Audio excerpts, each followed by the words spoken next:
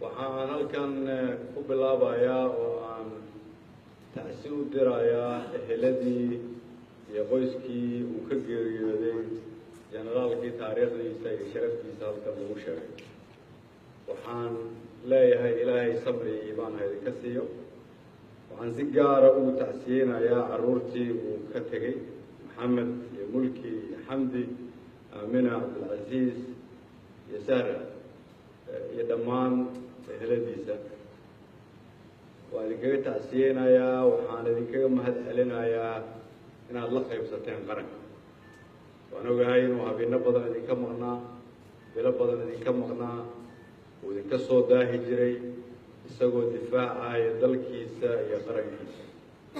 waan ogahay inaad isaga u hibaysiin qarannimada Soomaaliyeed.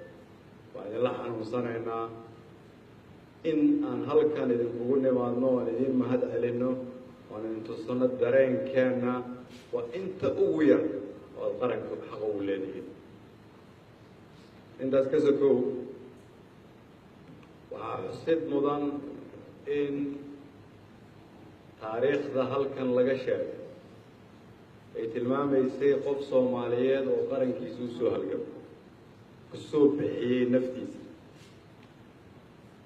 intuu ciidankii shaqadiisii ka gutay oo dalkiisii difaacay oo qaar soo tababaray hadda weli annagoo aan iyaga ku tiirsannahay, ay haddana taariikhdiisa waxaad gashay inuu ahaa nabadoon Soomaaliyeed, inuu noqdo aabbo Soomaaliyeed, generaal Soomaaliyeed, inuu bixiyo waxa la bixiyo oo ah naftiisa inuu qarannimada ku bixiyo.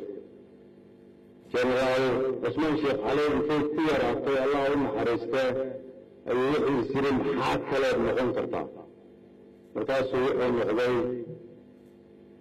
nabadoon Soomaaliyeed. ilaahay ha u naxariisto, ilaahay ha u naxariisto, ilaahay idinkana sabir iyo iimaan ha idinka siiyo. ilaahay taariikhda wanaagsan uu ka tegey Soomaali ha ku hanuuniyo. ilaahay ha nooga dhiga kii tusaale nooga noqdo. ilaahay isagana qabriga ha u waasixiyo.